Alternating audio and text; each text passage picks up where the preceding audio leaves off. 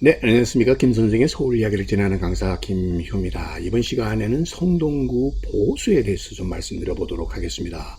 최근에 한 드라마 때문에 특히 주목을 받고 있는 것이 창원에 있는 이 팽나무가 되겠습니다. 그래서 이것 때문인지 실제로 천연 기념물이 된다고 하는데, 이처럼 우리나라 사람들에게 있어 이 나무라고 하는 것은 거의 이런 숭배의식 까지 이렇게 얘기될 정도로 이 나무에 대한 관심이 대단히 많다, 이렇게 볼 수가 있겠습니다. 우리나라의 나무 종류라고 하면 남한 지역에서는 약 700여 종이라고 하는데, 그 중에서도 흔히 만나는 나무는 한 100종 정도가 되는 것으로 이렇게 알려져 있습니다. 가장 좋아하는 나무로 들고 있는 것은 소나무가 되겠고요. 가장 흔한 나무 하면 진짜 나무라고 하는 이 참나무가 되겠고, 가장 나무로서 좋은 나무 하면은 느티나무를 많이 꼽고 있습니다. 최근에 통계에서도 한국이 좋아하는 나무의 1위를 이 소나무가 차지했고, 2위에 단풍, 3위에 벚나무, 4위 느티나무, 이런 순서로 되어 있다는 것에서 우리가 알 수 있는 것처럼 소나무에 대한 우리 국민들의 사랑이라는 건 대단히 절대적이다, 이렇게 볼 수가 있겠습니다. 서울시의 보수로 지정이 되어 있는 나무는 16종 8그루가 되겠는데, 그 중에서 느티나무가 99그루 가장 많고, 그 다음에 은행나무, 회화나무 순이라고 이렇게 볼 수가 있겠습니다. 이 회화나무라고 하는 것이 주로 오래된 회화나무가 서 있는 곳은 관공서 자리가 주로 많다, 이렇게 볼 수가 있겠고요.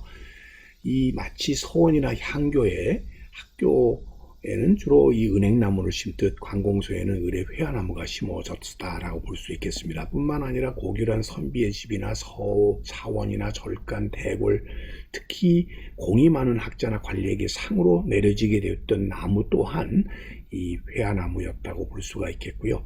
그래서 나무 중에서 가장 우리가 흔히 학자수, 출세수, 행복수라고 불리웠던 것이 회화나무였다고 볼 수가 있겠습니다.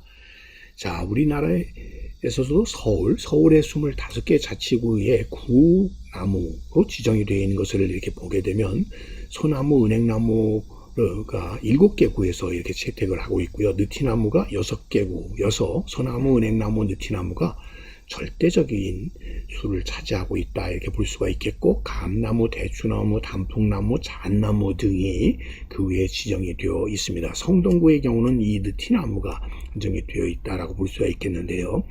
자, 이 시대에 따라서 나무에 대한 어떤 대접이나 생각이 많이 달라졌다고 볼 수가 있겠는데요. 주로 이 나무 하게 되면 마을을 지키는 신령한 기운을 갖고 있는 것으로 봐서 소위 당산나무로 이렇게 취급해서 하나의 숭배의 대상으로 이렇게 모셔졌었던, 귀하게 모셔졌었던 것이 나무에 대한 기본적인 전통 시대의 생각이 아니었을까 싶고요. 특히 이 자연과 인간을 하나로 동일시시키는 그런 영향들을 많이 갖고 있었다는 것이죠. 그래서 여러분들 은행나무를 구나무로 선정한 경우를 보게 되면, 이 은행나무가 수명이 길어 무병장수를 의미한다는 것을 들어서 결국 우리 인간도 이렇게 무병장수하기를 바라는 마음, 그런 마음들이 구나무로 선정하는 계기가 되었다라고 볼 수가 있는 것이죠.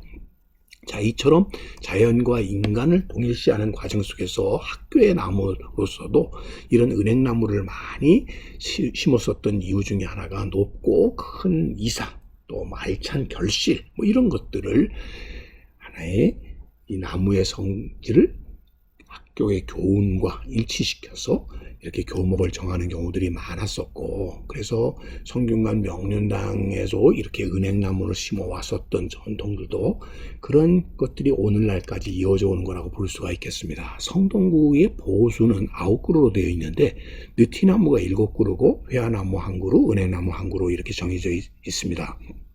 자, 지금 이 성동구 관내의 분포 지역을 보게 되면 뉴타운 지역에 은행나무가 1그루 이렇게 보수로 정해져 있고요. 그 외에 느티나무가 많이 있고, 그 다음에 회화나무가 1그루 이렇게 성수동 지역에 강변 현대아파트 근처에 이렇게 있는 것을 확인해 볼 수가 있겠습니다. 이런 나무들이 오랫동안 그 자리를 지킬 수 있었던 이유가 중에 중요한 것은 이런 당산나무로서 마을의 손목으로서의 역할을 했었던 것도 중요한 기능이었었다고 볼 수가 있겠고요. 흔히 또 정자나무로서의 기능도 했었다고 볼 수가 있겠습니다.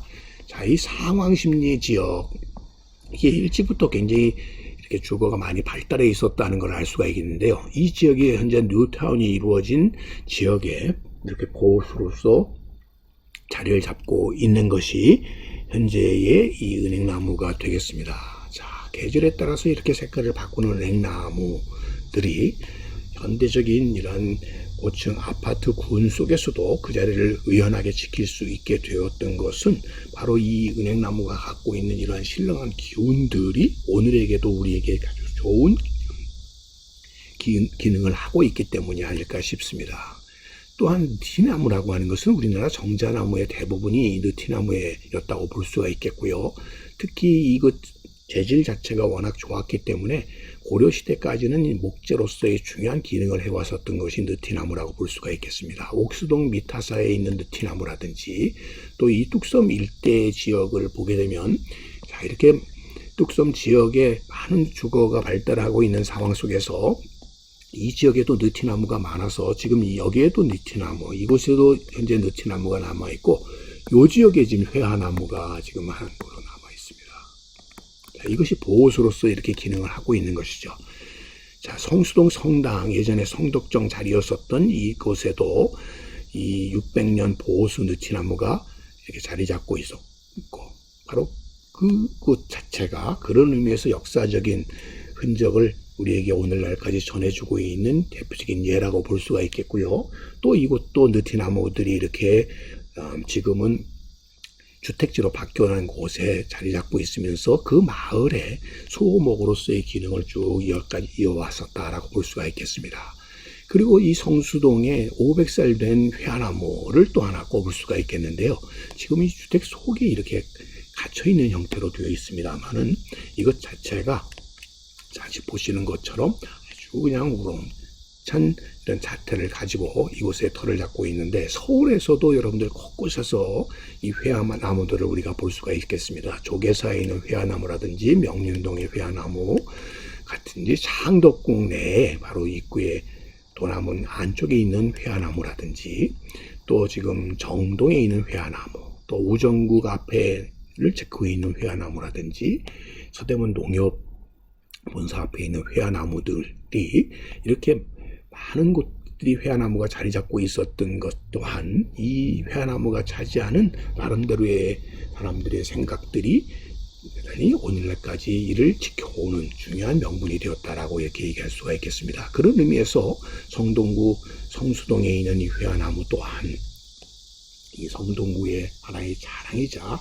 하나의 보호수로서 그 자리를 지금까지 지켜 내려오고 있지 않나 싶습니다. 오늘 이 시간에는 성동구에서 지정하고 있는 보호수로서 이 은행나무, 느티나무, 회화나무에 대해서 오늘도 꽃밭을 가꾸는 김 선생이 말씀드렸습니다.